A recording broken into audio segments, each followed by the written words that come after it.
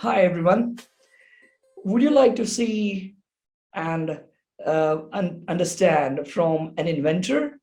Well, here we have Xiaobin Zhao, who is uh, the director and owner of Cambond, who, well, I guess the introduction needs to come from him. So tell us more about your company and what the idea is it embeds. I mean, I know it's a lot about sustainability and, to the audience, this is going to be a very different topic today, away from, a lot of those technology stuff to actually using technology for better environment and better life. So let me hand it over to him and explain us what it is. Okay. Hello, everyone, and thank you. Thank you, London School of Digital Business, invite me to give me the opportunity to tell you a little bit about Cambond and about myself. So I'm Xiaobin Zhao. I'm the co-founder CEO for Cambond Limited. So I show you some product here to begin with. Yeah, it looks like wood. Yeah. So if you look at this, people think, oh, this is just simply just a piece of wood. Yeah. But in reality, actually, in this piece of wood, about almost 20% is non-wood materials, which is oil-based, containing formaldehyde, which is a chemical, can cause cancer. It's kind of resin. So people in this wood panel industry, they use oil-based resin mixed with chips, fibers, to make this kind of biocomposite. So we talk about wood panels, actually is containing some carbon dioxide materials inside from oil. Right. So then also, especially when you think about containing some kind of chemicals, which can cause cancer. So in the past 50 years in this industry, this is a big industry, is about a $500 billion market. Oh. So in the past 60 years, 50 years, people, all the industry use the same technology, same machinery to make these wood panels everywhere. So this kind of traditional process, traditional industry, is already people take granted. Yeah. So that's why we start thinking about, how we can make a change, because people know that it contains causing materials, is large consumption of oils, but why we can't make it change? So there's a kind of programs, get me interested. So one is the oil, the chemical used, the resin used is very cheap. Yeah. And also the performance is very good. And if you want to make a change, you have to meet all the standards as well. You make it very strong, you be waterproof. So that's kind of a challenge we are working on. So Cambond, so basically we developed technology as you introduced. We developed an eco-friendly, using sustainable materials, which is bio-based stuff, to make a resin to replace this oil-based resin. So that's kind of things we've been working on since 2013. Wow, fantastic. So let me introduce a little bit about my background, if you like me. Yeah, so absolutely. Well, we spoke, and I know you have been inventor for Johnson & Johnson as well. So, we would like to have a few words and glimpse of your journey. Yes. So I see myself as a scientist. So I've been trained as a polymer chemist in almost 20 years now. I've been study in China, getting my first degree and the second degree, master degree in China, which is a biomaterial scientist for artificial organs, like a biomedical engineering part of business. So then came to UK to get my PhD in biomedical engineering in Strathclyde. So my research work is to improve the biocompatibility or blood compatibility of the polymeric materials for any materials which will contact blood. For example, blood bag for storage in blood, or blood tubings in the hospitals, all these ICU units.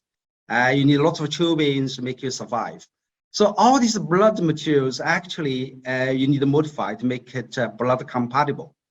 Just imagine if you got a cut, you got a bleeding, so the blood will tend to coagulate. Yes. Or for example, you drop your blood on the foreign surface, like a clot. Yeah, that's sort of the natural reaction. So if you put something into your body, then if it's not blood compatible, you will have problem. So that's kind of things we need to improve all the surface of biomaterials to ensure it's biocompatible and also blood compatible. That's my areas for my research, academic research. And then I joined Johnson & Johnson during my, actually it's a kind of placement. Right. It's during my PhD. So as a Scottish International Resource Program funded by British Council, they encourage internationally, mature students.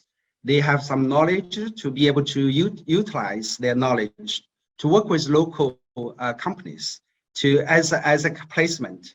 So luckily I joined the program and work with this company developing a kind of biopolymer. So which is called natural polymer called hyaluronic acid. So I joined this company for 3 months. I invented technology, which is called double cross-linking technology for hyaluronic acid as a tissue fillers. So that gave me opportunity to work with Johnson & Johnson for 7 years. So from my idea, I got a job, I get into the business, I working for them for 7 years.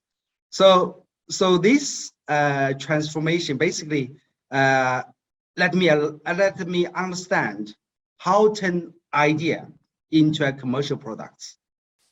So after 7 years, I've been working, lots of regulation approval, how to run the business, basically learn from the big corporations.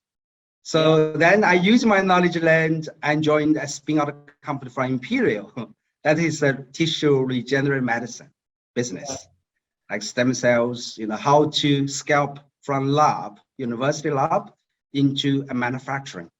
So that's all these things are very useful, but I tend to start to think about why people spend lots of money on healthcare, but they don't pay attention to the environment to live. So for example, the carbon dioxide emission and the pollution from the water and the soils, ocean, plastic waste, food waste, everywhere. So that's kind of things we stimulate to use my knowledge from the biomedical area, move to environment-friendly business. So that's the kick off all the business relate to this kind of low carbon sustainability business. So in this journey, what was your biggest challenge? So yes, the challenge always as an entrepreneur, so you have to dare to move out from your comfortable zone. So initially, as I've published so many papers, the book chapters, everything. So I'm a fellow of Chartered Chemistry, a fellow of Institute of Materials. I easily can get a really good job in universities. It's not a problem. I've been 5 visiting professors in 5 different universities. So I can easily get a job, but I want to make a change rather than do lots of research, publish lots of papers. I really want to see some kind of how we translate the study or research into a commercial products. Wow. So there's a lot of challenges, especially for innovation, because from 0 to 1 is really difficult. People don't believe you. Even you made things happen in a paper or in the laboratory, but it's a really small scale. People don't believe you. They want to see the real thing. So the challenge is you need to work out how you scale up your business, how you can make it happen to get minimal viable products or minimal viable business to show people. And also in terms of the area you are going to work with, you need to understand what their real needs. So for example, the agriculture field, talking about seeds coating. Initially, when I talked to them, I said, we got this adhesive, this coating. You just need to dress on the seeds. Then the chemical will be bind on the surface, can last longer. You don't need to keep, doing the fertilizing, keep spraying the pesticides, but you only need to do once, keep you for 3 months or 6 months. You can save your time, But they said, no, why would you do this? We don't want to do this. Can you prove it? All sort of things is kind of a challenge. So, but if you believe in your technology, that can be, you think will be the future, then you just stick to it. Basically, I was working for that seed coating technology for almost 3 years without any income, really. Yeah, you have to show people. This is great insight. Perseverance is the key. And, on a business side, let me talk to, the people who are building product. I think there's a, bit of advice here. Don't try to make a perfect product. Make something that is minimal or basic version, as they say, MVP, minimal viable product, and go to the market with that, and then see what the customer says or the user says. As long as you believe, this is a product that you have created out of a need, you will definitely get somebody to, wanting to try it, but with some changes, with some additions. And that's where you go to understand, okay, what is that customer needs?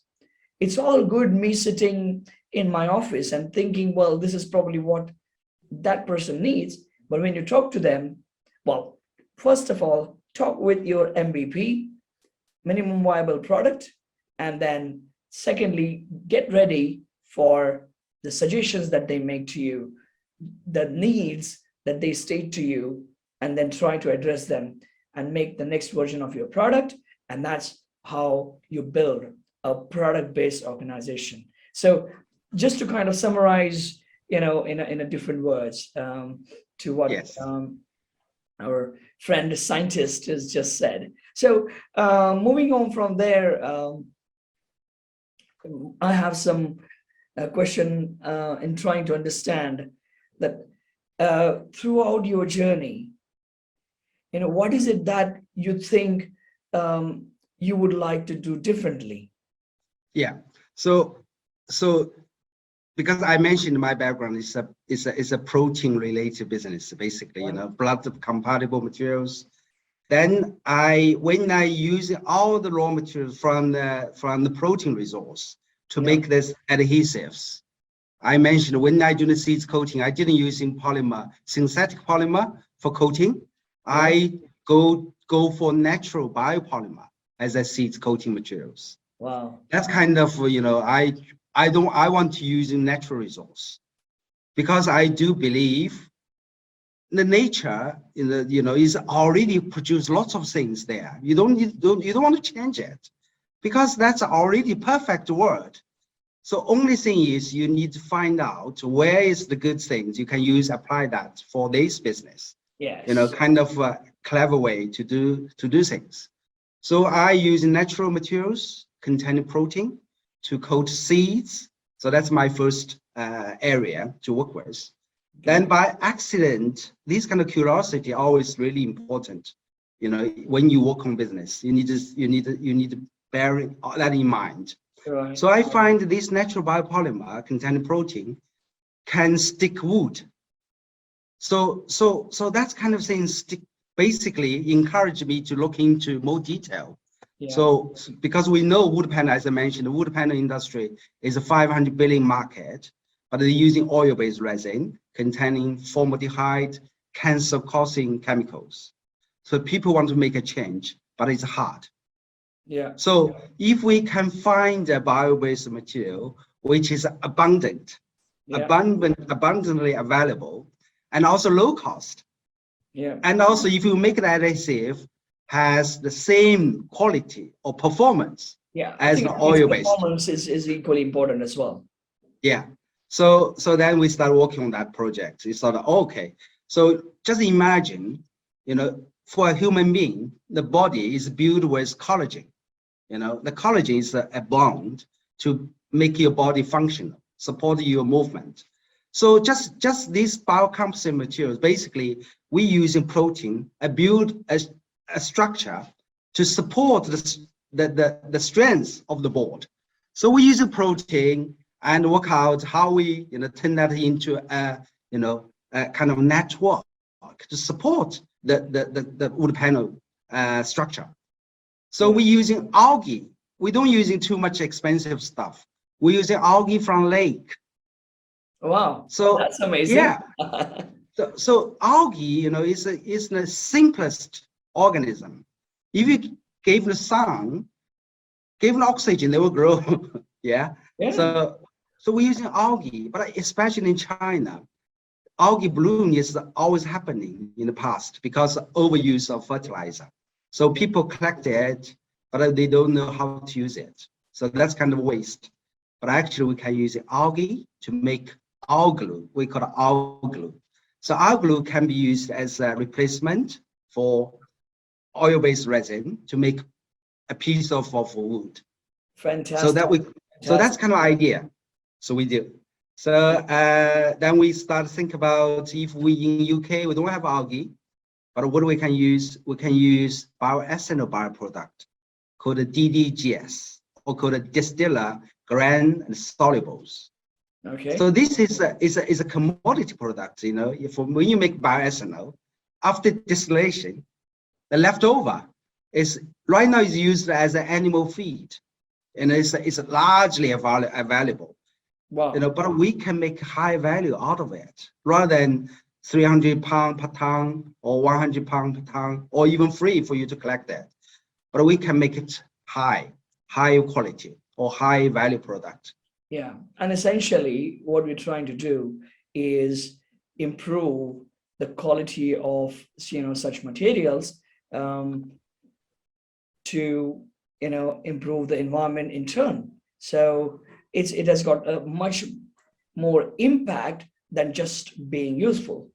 Yeah. I think longer term sustainable planet, than just a fast growing technology, Yes. place. And I think, that's the right use of technology, I must say. And I'm so glad that we, invited you for this interview, because there are lots of people, are talking about digital world and how technology is changing things. But at the same time, we also have to be equally mindful about what are we doing, with the quality of our life, with the planet that we're leaving behind us by using materials. Do we know what we are using?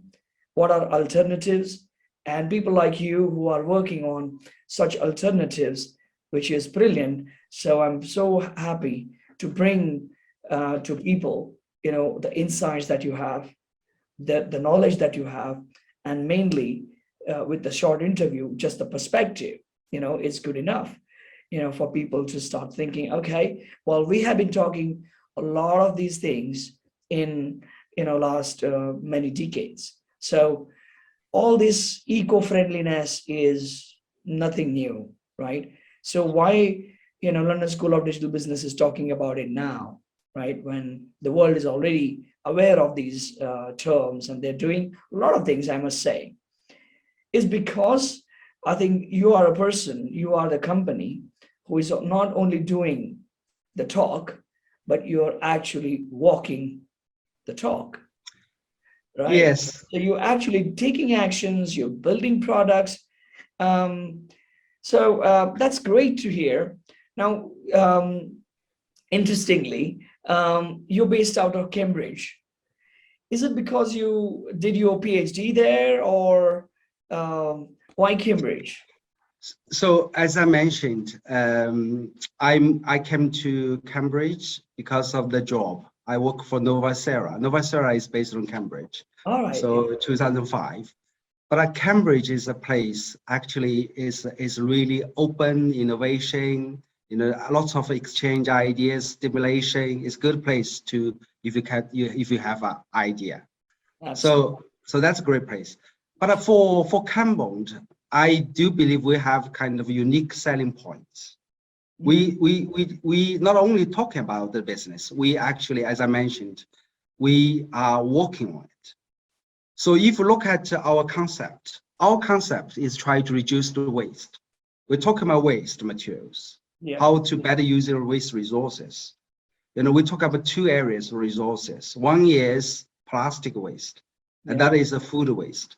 This is a big stream of waste in the whole global industries. Yeah. So food waste from the agriculture to the dinner tables, almost 1/3 of food is wasted, which feed climate change. So about 10% of carbon dioxide from those resources. The second one is a plastic waste. Plastic waste, people talking about it, you know, and lots of government policies try to improve the recyclability, you know, that kind of things is really encouraging people to think very seriously. Yeah. But for us, we looked things different, slightly different from the other approaches. So what do we want to do? We want to use waste, but it's cleverly or based on innovation or based on technology or based on science. We see all the materials, waste materials, have different unique properties. Yeah. So for example, I can show you here. So this is a kind of panels we made. So this panel actually is a combination of ash from the power station. So when you burn biomass, make energy, that leftover ash, that is black plate bits. Yeah. So there, we've also got some waste from the paper industry. When you make a pulp, there's kind of leftover called the lignin waste. It's a black stuff, which is quite sticky. You know, then we're using our resin. We're using our like chipboard chips from the construction building materials, which is the waste. We can combine all together to make a board. That board will be really unique. One is the cost is really low, and secondly is fireproof. The thirdly is waterproof. So all the things, you know, we can make it really shiny, really beautiful. For example, this is the plywood made from our bio-based resin. Then the top, we can do all sort of interesting things to make it unique. So kind of using nature materials, but we make a combination to better use the properties the nature has already created, rather than change it. So by doing this, that's real circular economy. That's what we say. Fantastic. We work with the local communities, you know, because you mentioned the kind of current situation, you know, digital is really great. I love digital because that gave us, you know, accessible to information, technologies, data, whatever. It's really good. But at the same time, we want to do business, physical business, make products, manufacturing. So we need to find a local resource, work closely with the communities, take circular economy into a real business, rather than shipping things from China, from India, and from, you know, to here, make things, it's quite cost, very expensive. But it doesn't mean, you know, we are going to stop doing this, but we can do cleverly by digital, could be another way to do things. Yeah, definitely. Hi there. I just wanted to share with you all why London School of Digital Business is doing this great people interview series. Well, for the last few years, small and medium businesses have been facing lots of challenges. individuals have been wondering what's going to happen to their careers because of these emerging trends and technologies, artificial intelligence, VR, AR. What's going to happen? It feels as if the world is changing. And then COVID hit, and there is a lot of depression in the minds of people. So we thought we need to bring in some positivity, bring in some motivation and inspiration. And it's all good to know these stories of, Elon Musk and Jeff Bezos and Bill Gates. But we wanted to talk about the extraordinary stories of the people that you get to see in the ordinary world. They are no way ordinary people. They are great people, but they are the ones you can relate to.